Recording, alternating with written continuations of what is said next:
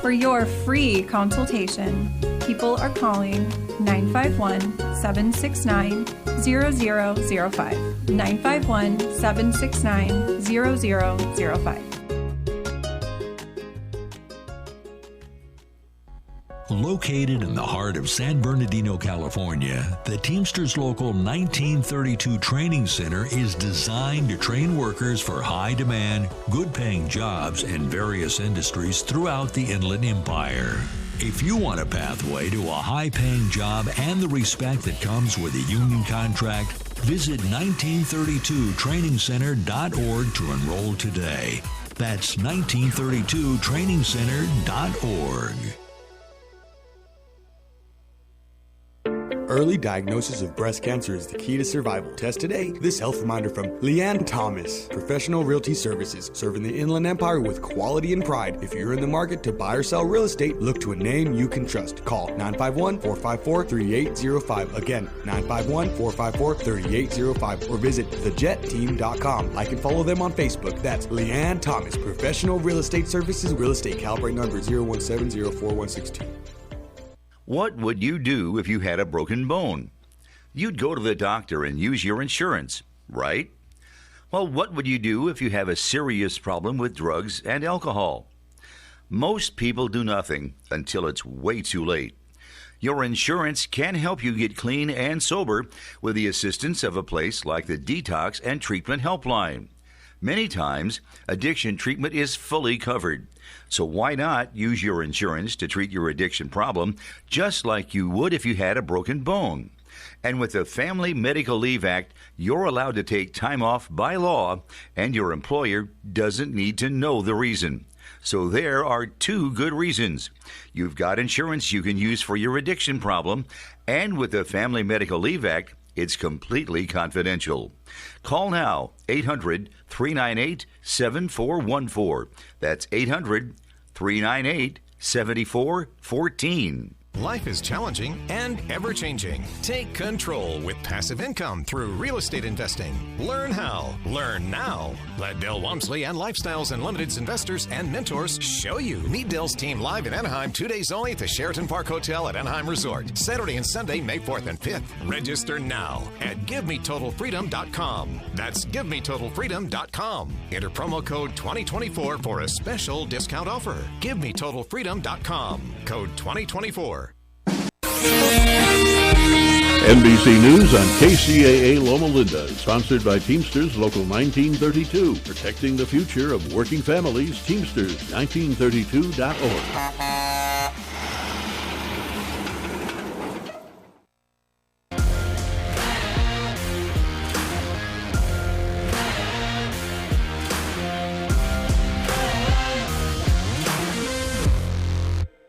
Hi, and welcome to Building Solid Foundations. I'm your host, Steve Matley.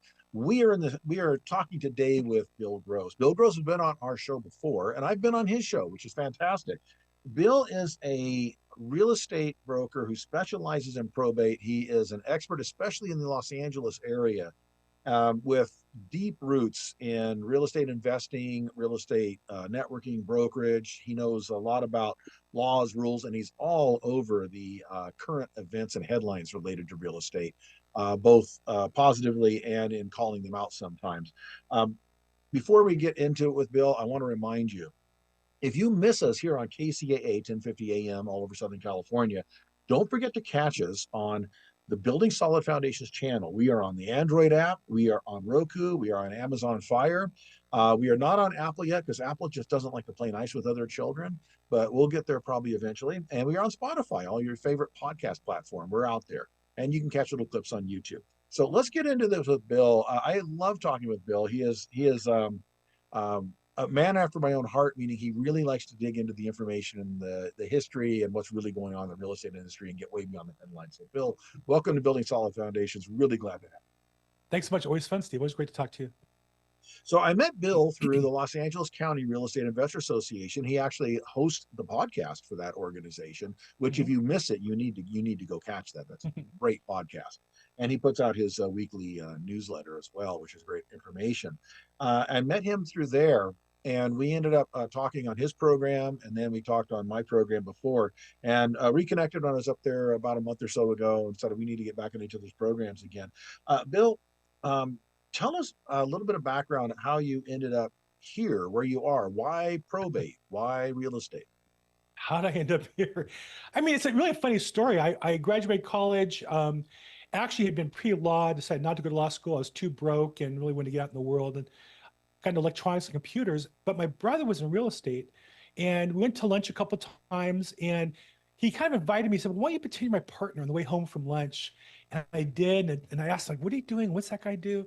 And after a couple of those, I said, "This looks like a lot more fun than what I'm doing." And I started in real estate in 1986 in Southern California, in Diamond Bar and Claremont, working new builder financing and resale home financing.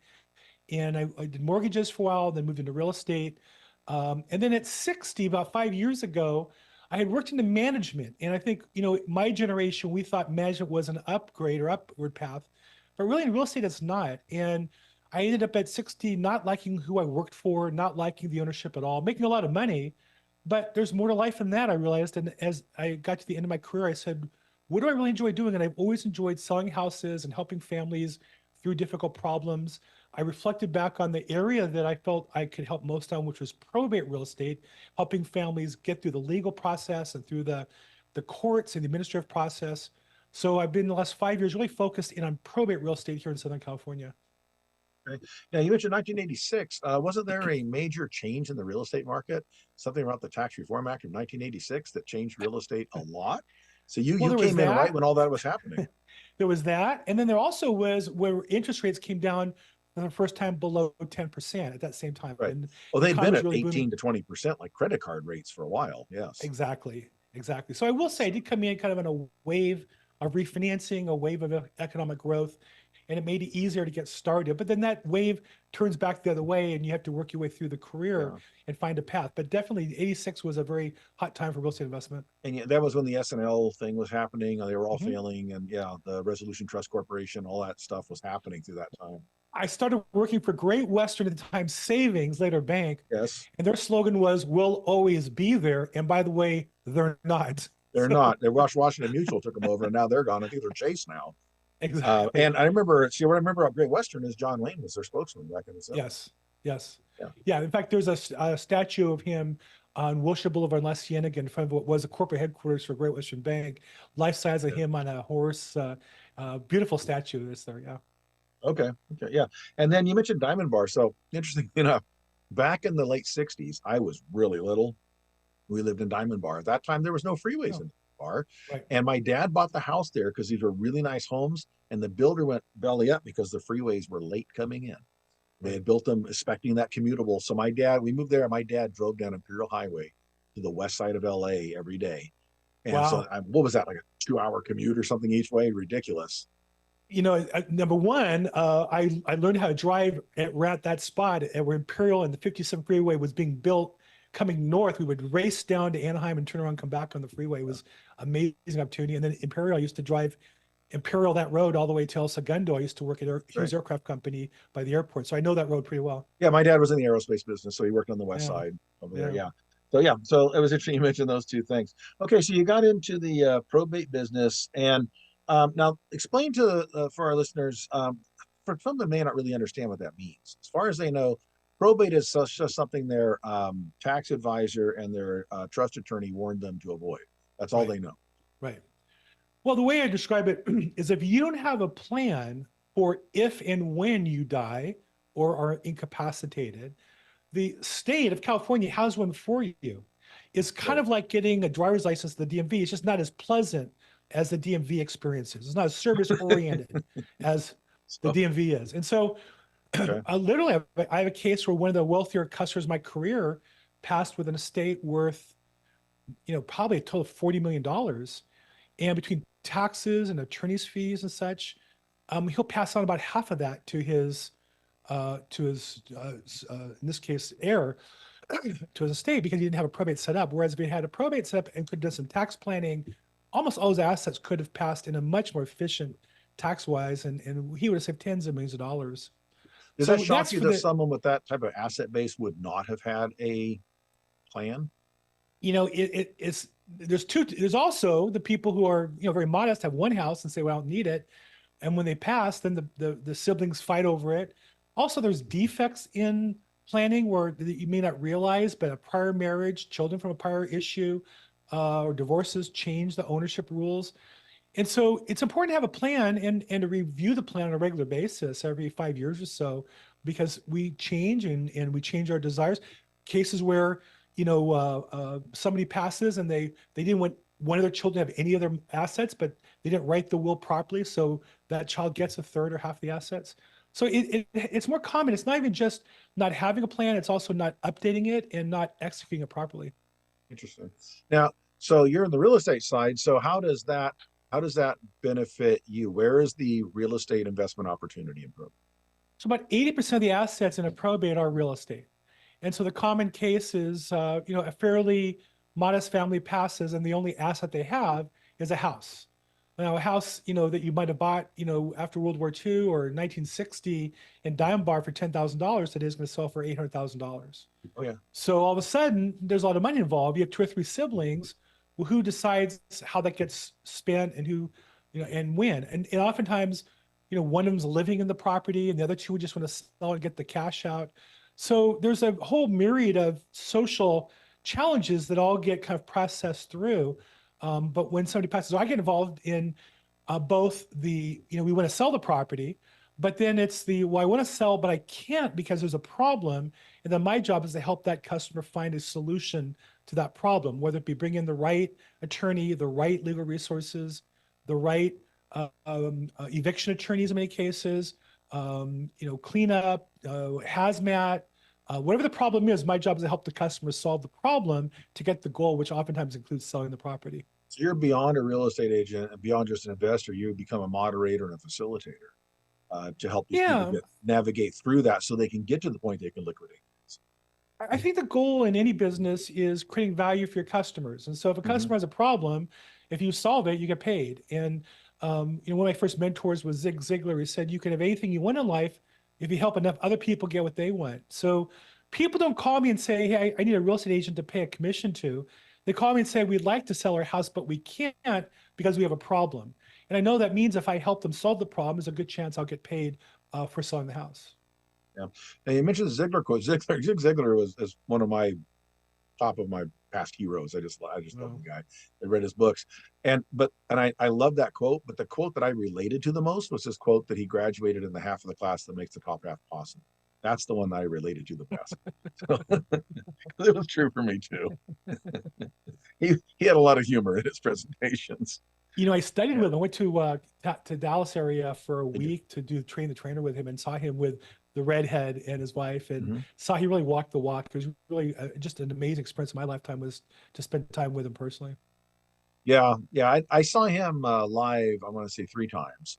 One time, my mom took me one time. I think because I was at that time probably about 19, right out of high school. And I think she felt I needed a little bit of attitude input as a teenager. And so she took me along and said, I read this guy's book. I think he's good. I don't want to drive to LA by myself. We lived in Ventura. I need, why don't you come with me, right? But I think that was her way of getting me in the door and having me exposing me to this talk and this guy. And then as I heard this talk and I was like, I just loved it. And then she gave me the book, The See You at the Top. And I read that book and it just it really honestly did change the trajectory. My thinking started going amazing. After the Og Mandino stuff and the, there was a lot of other stuff out there at the time that I started reading. And it really did change my perspective on it. So I appreciated him and what he wrote and the other contemporaries that he had around him at that time. So yeah, thoroughly enjoyed it. I met him once, shook his hand once. That was, but yeah, really enjoyed his stuff. And there's a lot of good people out there now. There's the John Maxwell's out there, and there's some other really good speakers out there. And I'm a firm believer in self-educating because I think that's the only way to go. We're going to have to take a break. When we come back, what I want to dig into is let's get further into the real estate business. I want to start talking to you when we come back from the break about some of your take on the major media's view of real estate and how accurate that is, where it comes from, and how much of that we need to absorb if we're going to make good decisions.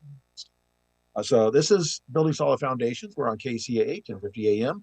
I'm talking to Bill Gross. He is a real estate investor, real estate broker, expert on probate. We'll be right back after this short break. Don't go anywhere.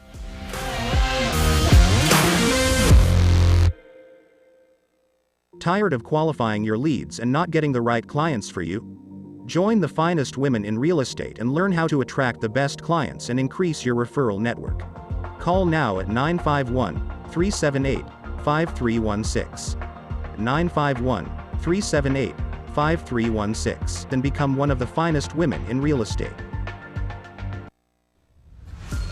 This is Steve Matley. Join me every Thursday at 3 p.m. right here on KCAA for Building Solid Foundations radio talk show. I spent decades as a professional construction manager, business owner, real estate developer, and a college educator, and I enjoy learning new things from other people. We talk a lot about real estate, business, and finance, but we cover a diverse range of other topics as well. Some of the topics we've discussed in the past few months include real estate investing, leadership, higher education, ADUs, marketing using technology, multifamily rental property, business strategy, entrepreneurship. You never know who may show up or what they may talk about. So join us right here on KCAA for Building Solid Foundations Radio. Hey guys, it's Damon, Mr. Foxy, Damon Hart, and I'm here with the real men of real estate. And I just want to say, hey, come and watch us this Sunday, 1 p.m. live, every Sunday. Okay, we're going to be on KCAA Radio, 1050 AM, 106.5 FM. If you got a minute, just tune in. We can't wait to have you here. I'm going to be there. If you can't make it on there, we're going to be at Roku TV, Amazon Fire TV, or Android app on Building Solid Foundations channel. So tune in. You know what you got to do in the meantime. Keep it foxy. Fire Up Connect is the most innovative business networking group, supporting and collaborating with a dozen of small businesses that are interested in building and establishing strong business connections, hosting educational live seminars while carrying out business and community-driven projects, as well as marketing programs as a part of its membership program.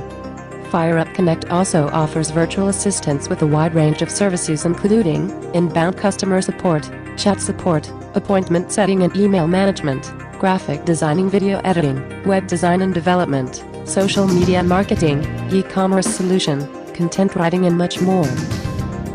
For more information, head on over to www.fireupconnect.com. Fire Up Connect, helping success stories unfold every day.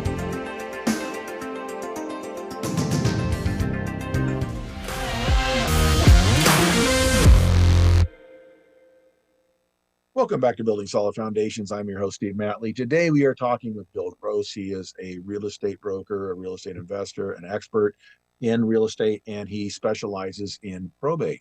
We talked about his background before the break, and just before the break, we were getting into what the real estate media, the headlines, and what's out there. We all know that we're supposed to keep ourselves informed.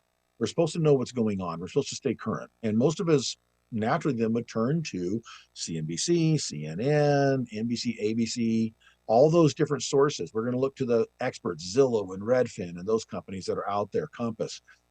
Bill, you do a lot of that research. I know you dig in deep on these things, and then you have your own takes on these because you don't just take the headlines at face value.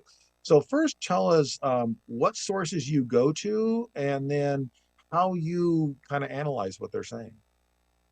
You know, one of my rules in any research is I want to see the original source. So when I see a report about a study, I want to click and read the study because they're always written in English. You know, we went through this whole thing with COVID, and people would say, "Well, you're not a doctor," and I'd say, "Yeah, but the report was written in English, and I read it.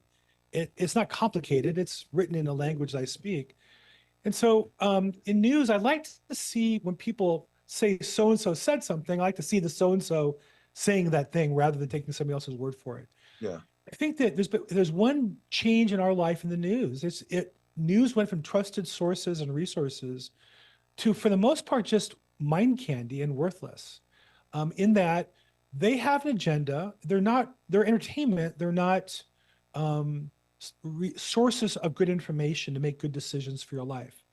And so nothing wrong with entertainment. Just know that's what it is. And then understand it and take it in as entertainment, not as authoritative. And so where do I find? I do like to scan what other people are looking at. So I look at Google News for this is the news people are seeing.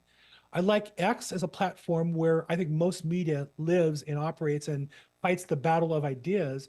And then I like to listen to podcasts of different thought leaders on either side of an issue to hear them in their own words of what they're saying. And so in real estate, unfortunately, we have these big companies that advertise on news, Zillow, Redfin. And so the news sources all treat them like they're gods because they're big customers.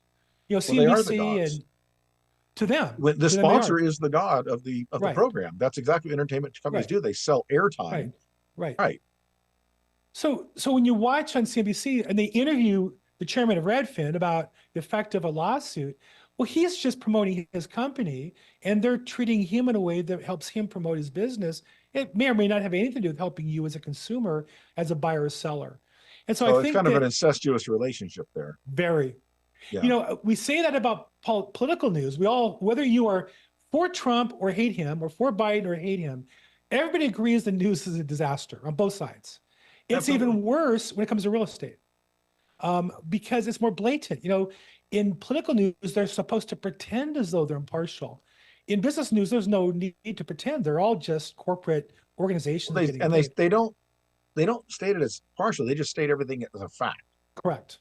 As a fact with no basis, and you're just supposed to accept it at face value because they were the experts. Correct. And it's the stating of the words that frames the debate. I'll give you one example. As a real estate investor, I would never buy a property that was to be rented in Los Angeles County or Southern California or California for that matter. Why? The laws are so anti-owner. There's a goal, I believe. There's a group of people whose goal is to take the property from owners and to give it to people who don't own property. Now, we can debate that, but that's where the laws are forced to. But notice the word we use, squatter. A squatter, maybe if you're driving in a field and you pull over and go to the bathroom, that might be squatting on somebody's land. Or maybe if somebody has 100 acres and you pull off in a little corner, build a little, cabin or something, or a little place to put your sleeping bag, that's squatting. When somebody breaks into your home that you've saved your life to build, that your retirement's based on, and because of them being there, you can't sell the property that's worth $500,000 or rent it and collect $3,000 a month. And top of the $3,000 a month, they're costing you the damage they do. That's not squatting. That's grand theft. Grand theft. That's assault. That's breaking in. So we don't put those people in jail anymore, when they go to stores and do it. So we call them squatters at a house. And to me, it's just so offensive to treat people who are destroying people's lives so poorly. And so, but the news will call them squatters. Now, I on my podcast this week, I highlighted a guy who is a squatter hunter. He had a friend who had brain damage in an automobile accident, and her life savings was a house she was renting, and she couldn't collect the money because this squatter moved in. The squatter was a guy who founded Umani Burger. He was a guy who was living a good life. He's traveling all over the place, and so what this guy did was he got a lease from the lady and moved in alongside the squatter and made the squatter's life miserable. It's on YouTube. It's just hysterical. Flash Shelton is his name. So I do think that at some point it's the language we have to take back and call people out. And there are people who have shameful conduct. I think we need to call them out as having shameful conduct. And the real estate news, I believe, is one of those sources of shameful conduct. I agree. And again, you mentioned they were entertainment companies. An entertainment company's job is to sell airtime. And the way you sell airtime is to get people glued to their screens and to appease your sponsors. If you make your sponsor upset, they don't sponsor anymore. And they end up kind of boycotting you as an advertising source, and you're dead. So you do both those things. You keep your sponsor happy and you keep your people glued to the screen. And I always tell people, if you woke up in the morning and turned on CNN and they said, you know what, things aren't really all that bad, it's going to be okay, you're never going to tune in again. They have to scare the hell out of you. Yes. They need a boogeyman. They need somebody to blame you. So in housing, it's housing affordability. Well, it's really not housing affordability. It's that our politicians have destroyed our economy, sent jobs overseas, spent like drunken sailors would never even spend money into deficits to raise interest rates and make it hard for the average American to buy a house. It's not housing affordability. It's the economic destruction that's gone on during my entire lifetime. But politicians don't want to call it that. They rather talk about the affordability problem or the homelessness problem that they never solve. So really, they have to have a boogeyman, and then I think that's where racism comes in. It's not your fault because you're a person of color. It's this guy's fault because he is discriminated against you. Even if he's a nice guy, it's just the fact he's different than you. It's his fault. It's the owners, not the landlords. It's the owner's fault why you can't buy a house. It's everybody's fault but your own. And the reality is, and you know this from following Zig Ziglar, there's only one person who's going to help you make the income you want. There's only one person who's going to help you build the wealth you want. Now, I'm religious. I say with God's help, that's me. I've got to do the work every day, consistently, with passion, with vigor, and then I can achieve anything. There's nobody to hold me back. And if they're trying to hold me back, I just need to get around them. But the news would rather have you upset and then continue watching than say, I'm going to go out and build my life, turn off the TV or turn off the phone and go out and get to work. They don't want that to happen. Well, it's extremely validating to know that everything is not my fault. It's just great to know that I'm not responsible for any of the crap or failures that ever happened in my life. It's always them, and I'm a perpetual victim. That's very unfortunately, you spend your whole life that way and you'll never get out of it. Right. And the fact is, where people say, this group's oppressed, that group's oppressed. Right. If you study human history at all, everybody's been oppressed. There has been an extremely small percentage of people that have oppressed other people throughout history. The nobility, the dictators, the despotic military ruler, whoever. That's a very small group, and life has really sucked for the masses across every society, every culture, and every continent on this planet for the history of mankind. And today is as good as it's ever been, if we really look at it. And so you can point fingers and say, I'm a victim because this, but it's not true. And I talk to my students at the school and I tell them, okay, when you talk about the rich people need to do more, if we just got the rich people pony up, how many of you here own a car? How many of you are going to college? Every one of you, because you're here in the classroom, right? How many of you had food to eat last night and you know where your next meal is coming from? How many of you have clean, fresh clothes and backup clothes to wear? How many of you have clean, drinkable water? When you add it all up, I say, you realize you are in the top 2% of the wealthiest people on the planet. So you're it. You're the people that need to produce. It's not someone else. I think it really, and it has to be you individually. You have the ability. It's fascinating to me. Two things I always point out to my wife. We live about a block from Pico Boulevard, a major thoroughfare, where there's a bunch of employees that work at two big dry cleaning facilities, and they'll park in front of our house and they come back to and from work. Almost all of them have fancier cars than me. Now my car's paid off. And to be honest, when we go someplace nice, I take an Uber. My wife and I went to a fundraiser last week. We took an upgraded Uber because I don't spend the money on the car. It's much cheaper. It's a $50 ride versus a $600 a month car payment. Yeah. But the number of people with $500 or $600 car payments who work at hourly jobs is staggering to me. Then we have a housekeeper, right? She comes and she cleans the bathrooms and makes the beds and that kind of stuff. She always comes with a Starbucks drink that costs about $8. I make my coffee at the house every day. Now, I could buy Starbucks. I could afford a lot of things that she can't. But the problem is that she believes she's poor and that's her luxury. That's okay if that's how you want to live. But if you want to get ahead, you save money, you work hard, you put the money towards something, and you create wealth that way. And that's where the Rich Dad, Poor Dad, I think, book was so clear that it starts with your mindset. And once you commit to the process, you can do anything you want in life if you put yourself to the work. Absolutely. And that's the old, what's the old saying? The rich are rich because they live like they're poor, and the poor are poor because they live like they're rich. Right. And when I notice the people that are poor and oppressed and they have to go break into the retail stores to even the things, they're not stealing diapers and formula. They're not stealing baby food. They're not stealing pharmaceuticals. What are they stealing? Louis Vuitton, Prada, Air Jordans. Right. That's what they're going after. And you realize, okay, so there's a priority thing there because they're not really starving and they'd be breaking into the grocery store stealing. We're going to have to take a short break. And when we come back, we're going to pick up our conversation on the end and continue talking with Bill Gross. Bill Gross is a real estate broker, real estate investor, and an expert in real estate probate, having to do with real estate. We will be right back after this. If you want to contact Bill or get to know where he is, he has probateweekly.com. That's his website, probateweekly.com. Great information in there. And linktree.billgross, linktree.billgross. You can find his stuff there as well. We'll be right back after this short.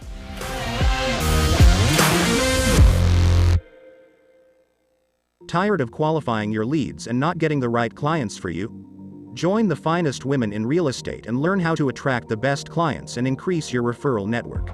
Call now at 951-378-5316. 951-378-5316 and become one of the finest women in real estate. This is Steve Matley. Join me every Thursday at 3 p.m. right here on KCAA for Building Solid Foundations radio talk show. I spent decades as a professional construction manager, business owner, real estate developer, and a college educator, and I enjoy learning new things from other people. We talk a lot about real estate, business, and finance, but we cover a diverse range of other topics as well. Some of the topics we've discussed in the past few months include real estate investing, leadership, higher education, ADUs, marketing using technology, multifamily rental properties, business strategy, entrepreneurship. You never know who may show up or what they may talk about, so join us right here on KCAA for Building Solid Foundations Radio. Hey guys, it's Damon, Mr. Foxy, Damon Hart, and I'm here with the real men of real estate. And I just want to say, hey, come and watch us this Sunday, 1 p.m. live, every Sunday. Okay, we're going to be on KCAA Radio, 1050 AM, 106.5 FM. If you got a minute, just tune in. We can't wait to have you here. I'm going to be there. If you can't make it on there, we're going to be at Roku TV, Amazon Fire TV, or Android app on Building Solid Foundations channel. So tune in. But you know what you got to do in the meantime. Keep it foxy. Fire Up Connect is the most innovative business networking group, supporting and collaborating with a dozen of small businesses that are interested in building and establishing strong business connections, hosting educational live seminars while carrying out business and community-driven projects, as well as marketing programs as a part of its membership program. Fire Up Connect also offers virtual assistance with a wide range of services including inbound customer support, chat support, appointment setting and email management, graphic designing, video editing, web design and development, social media marketing, e-commerce solution, content writing and much more. For more information, head on over to www.fireupconnect.com. Fire Up Connect, helping success stories unfold every day.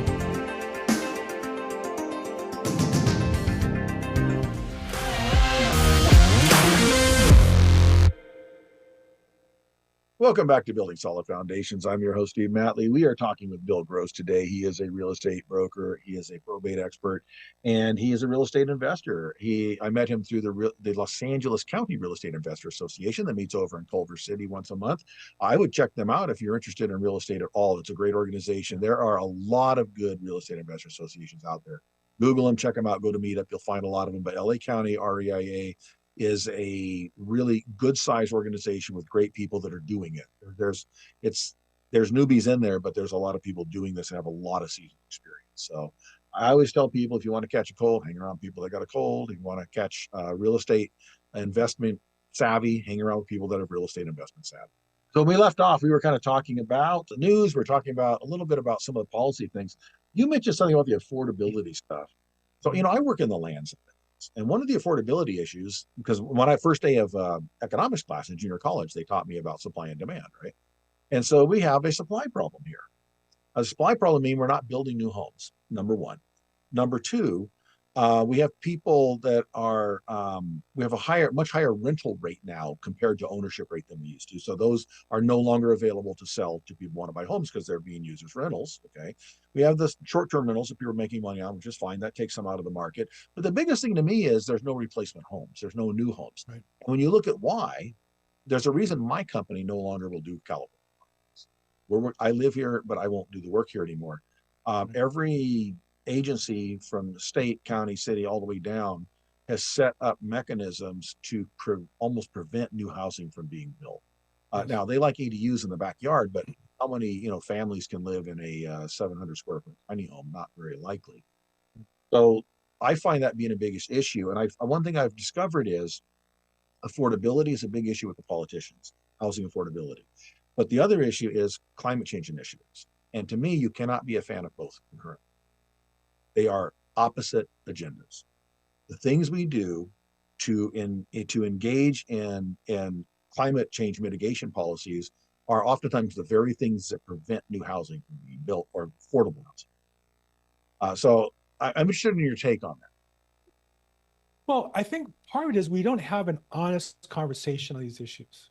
The truth is, California leadership, California's political leadership, has made the decision they want to have less people, you know, and when you hear them speaking amongst themselves, them being world leaders at Davos, Bill Gates, those kind of people, they talk about honestly reducing the population of the world and reducing the population of the United States because we consume, in their minds, we consume too much. Now, the opposite of that is Elon Musk, who says we have plenty of room for humanity. He loves humanity. We should have more people.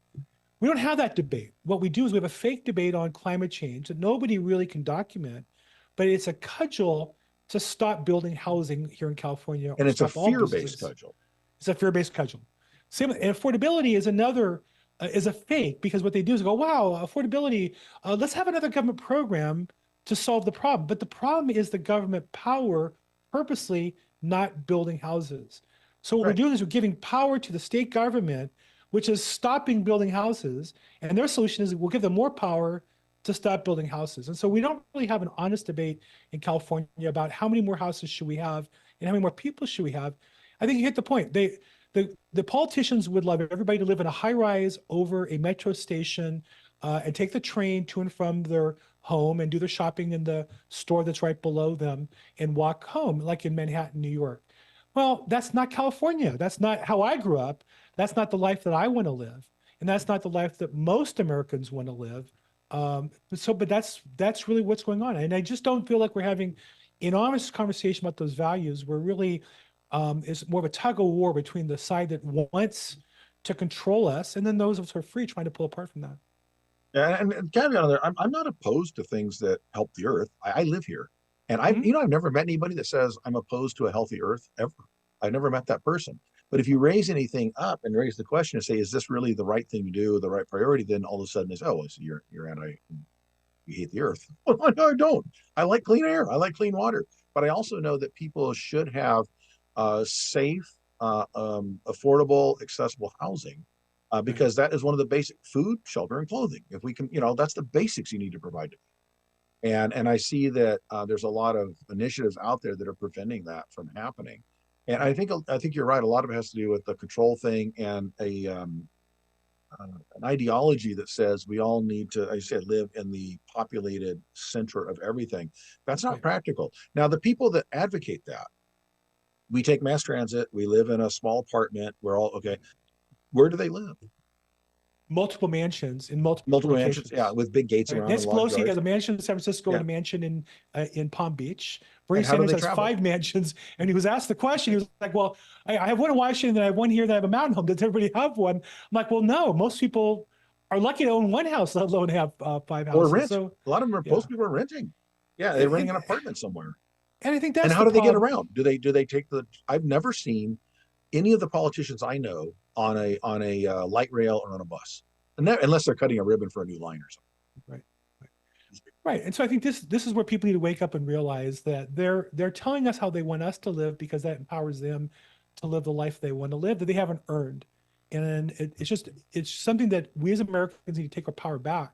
Jamie Dimon's a perfect example of a guy who was an attorney of a failed bank, but he got signed into it and then they merge up. The guy's never lent anybody money.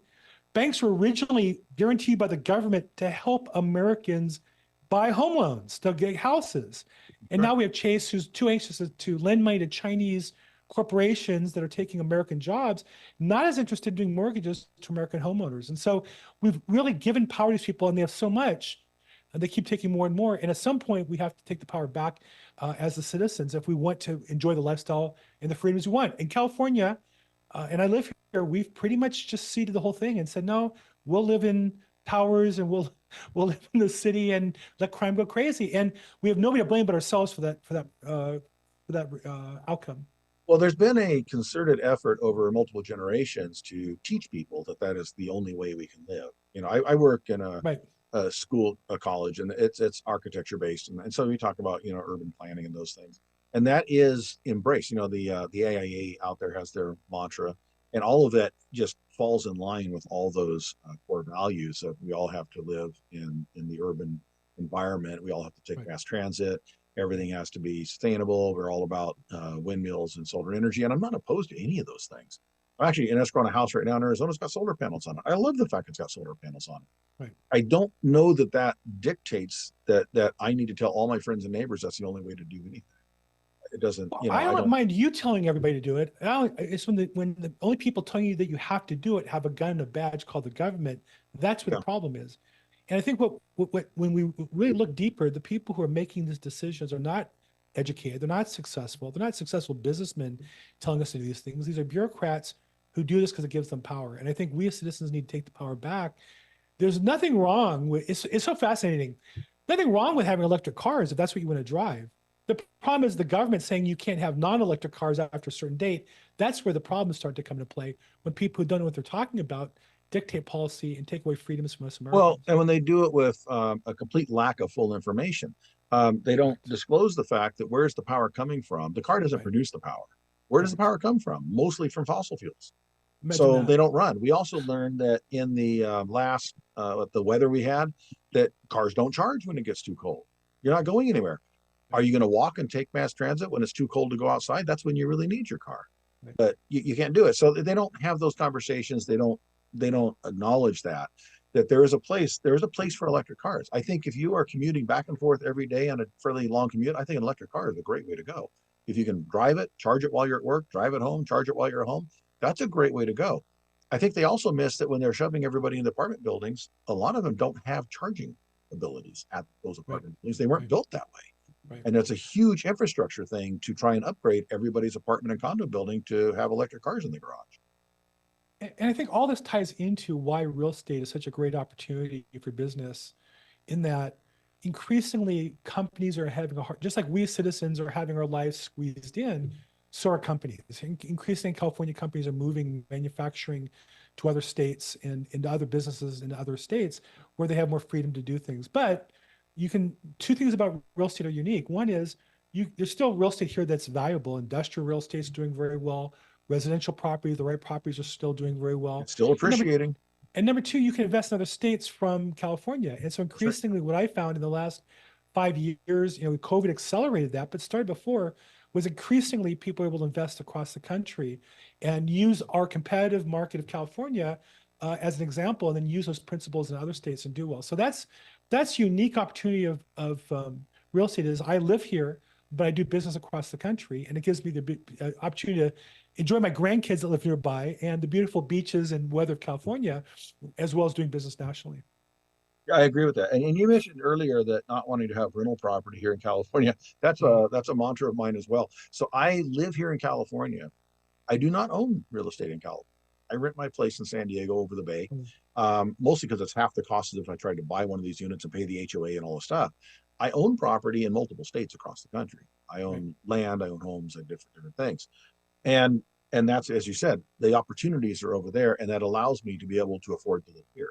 And I don't really want the one thing I've looked at real estate when you own in California is when they pass the next kind of crazy idea, the leverage they have, of course, is leaning your real estate. That's always the leverage they have. It's inevitable. I think you're right. Yeah. It's funny you say this. I also invest out of state in real estate. And I'm in escrow for a fix and flip here in LA. And I've told myself all along I would never do that. But the margin was just so fat. I could pass on it, or I could flip it over to somebody else right away. It's just too good, and I'm not going to. But I think you're right that the challenge of California is that the business is different here. And yet I know people who do well because that's all they do. They know the eviction laws. They know the city planning procedures. They can work on lower margins and made that work for them. So that's not me today. There's a lot of money to be made in California real estate. So I don't want anybody out there listening to get this wrong. California real estate is still extremely lucrative, and it will continue to appreciate. Just find your niche and work it really well. And I think that's the thing I find is my brother-in-law is the president of a large REIT of industrial properties. That's all he does is industrial properties. I have other clients who work in other niches, multifamily rentals in the South Bay, but they know the South Bay and they know that product. So definitely it's a very competitive market. You have to know the niche really well. But again, for me, the nice thing is I can do business now with technology across the country. So, We're going to take another short break. When we come back, we'll wrap up this with our last segment with Bill Gross. Bill Gross, you can contact him at probateweekly.com. Go to linktree.billgross. He is a real estate expert, real estate investor, probate expert, and we'll be right back after this short.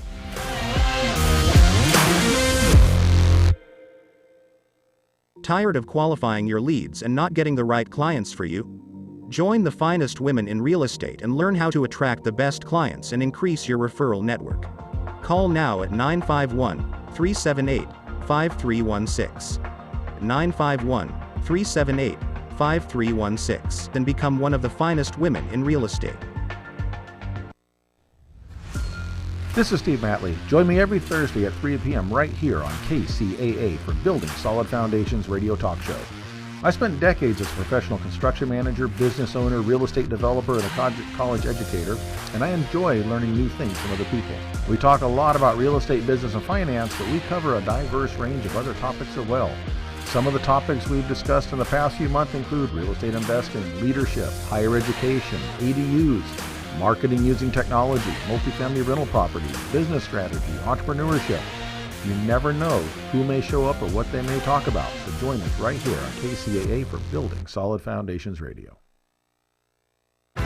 Hey guys, it's Damon, Mr. Foxy, Damon Hart, and I'm here with the real men of real estate. And I just want to say, hey, come and watch us this Sunday, 1 p.m. live, every Sunday.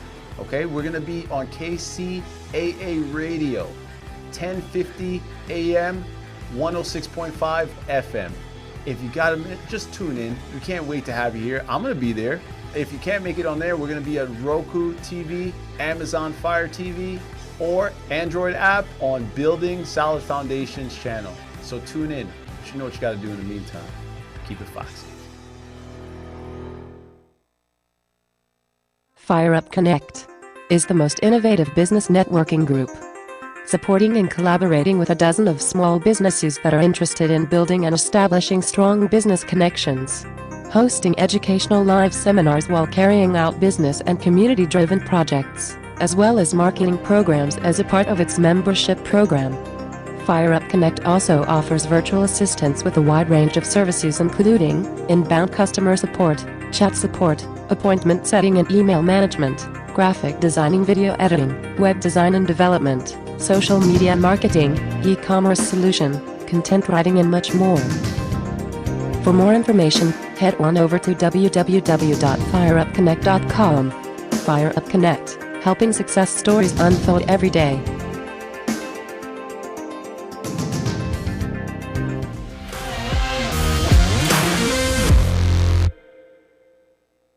Welcome back to Building Solid Foundations. I'm your host, Steve Matley. We are on KCAA 1050 AM all over Southern California.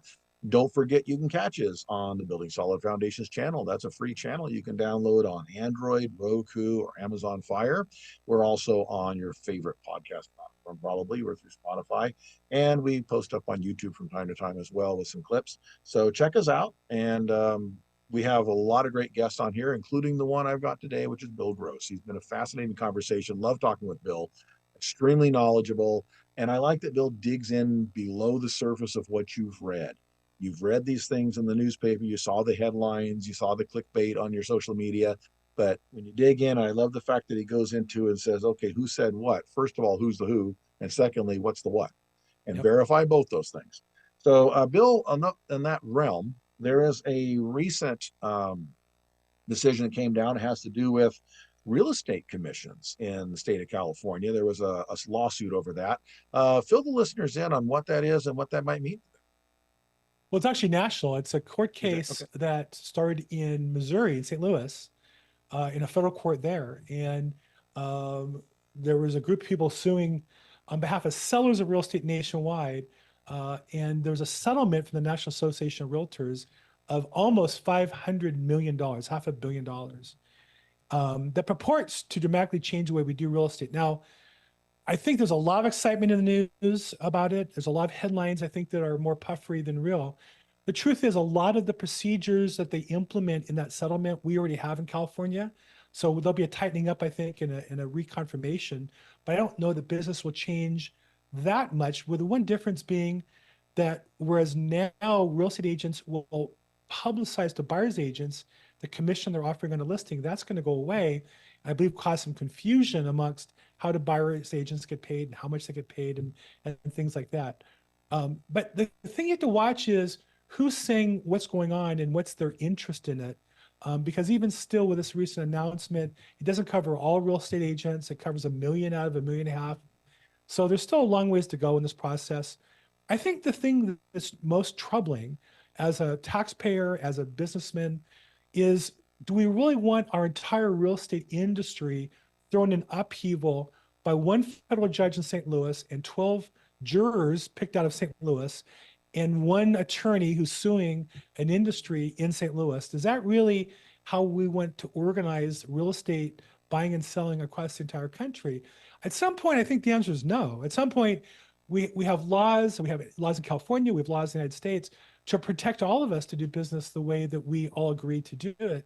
And I think the idea of some attorney in St. Louis suing politicians in Missouri, I think there's no way that ends well for everybody. It's going to be bad for everybody but the attorney and both attorneys and the politicians that can make some money off of all that. So stay tuned. I'm sure this is going to be a battle that's going to be fought for the next couple of years. Yeah, and that's a lot of what we see is we debate issues. We debate candidates, vote for this person, vote for that person at the local level, school district level, state level, federal level. And then the things that seem to affect us the most come from an individual somewhere who makes a ruling somewhere. Right. And I always tell people one reason that I have an issue with California is they change the rules in the middle of the game a lot, because a judge makes a ruling and you can't predict it, and it just shows up and it changes the rules in the middle of the game. The governor makes an edict, which is not supposed to do edicts, but they do. And so all of a sudden that changes. The legislature goes and does something crazy. Or worse, and I find the worst part is when all my friends and neighbors go to the ballot box and pass an initiative without any idea of what it really does. And some of the most ridiculous ideas that come through that, you can't even blame the politician. That's just the voters directly. And all those things combined, I mean, it's how do you play the game? When we started playing hockey and ended up with volleyball and then around ourselves in Australian rules football. Right. Yeah, I mean, I think I read an article where at the end of the fiscal year, Governor Newsom signed 60 laws relating to real estate the last week of the fiscal year. 60 different laws, probably each a couple hundred pages. There's no way you read any of it. And yet each of those laws has buried in it different changes, different rules, different guidelines. And I think at some point we need to rein in the power of the government. Otherwise, we're just choking on paperwork and regulations. And every day you see businesses that are leaving here for that reason, and the rest of us here are left with more challenging circumstances. And I think that I do see increasingly people getting fed up with it and starting to push back. But it's going to require all of us to say, no, we don't want to give all our power to Sacramento. We want to, run our businesses, build our equity, build our own, financial fortunes, and teach our kids the way we want to. And we don't need all that much help. Yeah, I remember a quote from one of Ayn Rand's books that I read that said, one of the characters says, "What's the use in passing laws if the right people don't break them?" So, so you pass a law because you're after a certain group or type of person, but it affects everybody. Right. And is it that they pass so many laws that everybody every day is going to break a law and have no idea that they did it? I've been in real estate since 1986. There is not one law that's been passed that's helped make it better for people to afford to buy a house for their family. The best law is not spending any money, which allows us to keep more of our own money so we can save it and then use that money to buy a house or improve the house we live in. So at the end of the day, we have to stop looking to government for the solution. And that's the beauty of real estate. And that was the message from Zig Ziglar, to go back to the beginning of our conversation, was at the end of the day, we got to take responsibility for our own lives and not turn to the laws and turn to politicians in Washington and Sacramento to solve these problems, but we need to work hard to save money and invest on our own. And that's the opportunity that real estate uniquely, I think, offers everybody a chance to build their own nest egg with the favorable tax laws for real estate and the opportunities that exist for real estate. And the thing, a lot of laws are very well intentioned, but when you pass additional laws, you give attorneys reasons to go after you. Now they have something they can point to and say, look, yep. And as I don't look at attorneys as the ultimate enemy to everything, but some are, most aren't. But they have to generate business, and every attorney that kind of, I guess, is unscrupulous means they have an unscrupulous clients, and that's just what it is. And so why create additional power for that? So, on a positive note, though, overall, despite what you're reading in the headlines, I think real estate is still very strong.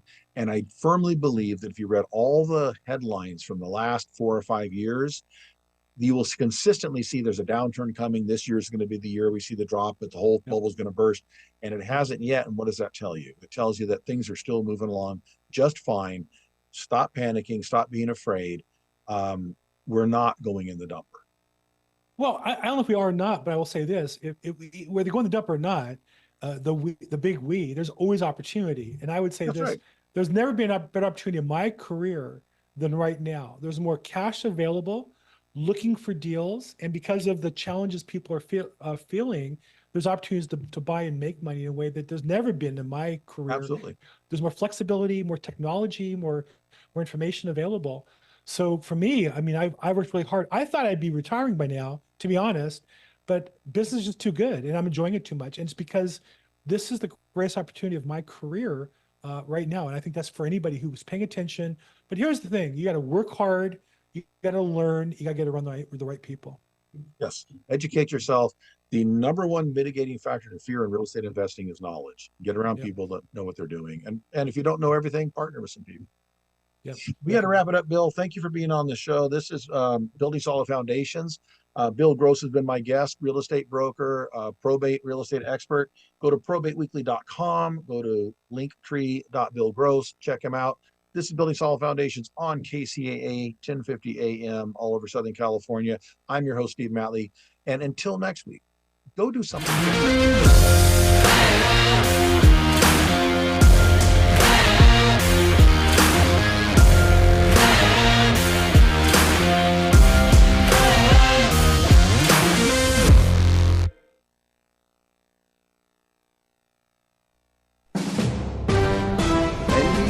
News Radio, I'm Brian Shook. O.J. Simpson is dead at the age of 76 following a battle with cancer. A pro and college football Hall of Famer, he's mostly remembered now for his high-profile 1995 murder trial in the deaths of his ex-wife, Nicole Brown Simpson, and her friend Ron Goldman. Former Los Angeles TV news reporter Jeff Michael was in a news van in 1994 chasing Al Cowling's Ford Bronco with Simpson in the back seat as the two friends led police on a slow-speed pursuit. I was in a long line behind the white Bronco and followed it all the way up to Rockingham, and it was just surreal. Isolated tornadoes are possible today in the southeast from the South Carolina-Georgia line down to Florida. There's an even greater risk of tornadoes in eastern Ohio, West Virginia, and parts of Pennsylvania. President Biden's new student debt relief plan is estimated to cost taxpayers around $84 billion. That amount comes from an analysis in a Penn-Wharton budget model. Wall Street is closing with stocks mixed. Liz Warner reports. This comes after last month's producer price index came in below expectations. It also follows yesterday's sell-off due to a hotter-than-expected CPI report. At the closing bell today, the Dow Jones Industrial Average fell 2 points, the S&P 500 rose 38 points, and the NASDAQ gained 271 points. I'm Liz Warner. The longtime interpreter for Los Angeles Dodgers star Shohei Ohtani is facing federal bank fraud charges. The U.S. Attorney's Office in Los Angeles announced the charges stem from the interpreter allegedly making unauthorized bank transfers totaling $16 million from Ohtani's account. Officials in Canada are warning of another destructive wildfire season. You're listening to the latest from NBC News Radio.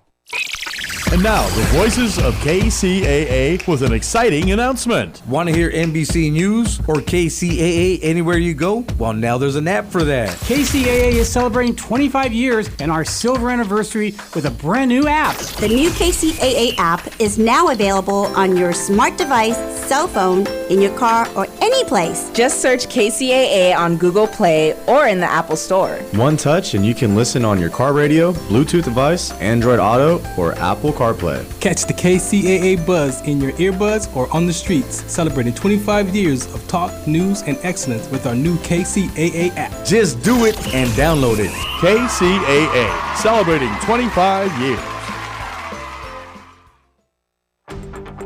One of the best ways to build a healthier local economy is by shopping locally. Teamster Advantage is a shop local program started by Teamster Local 1932 that has brought together hundreds of locally owned businesses to provide discounts for residents who make shopping locally their priority. Everything from restaurants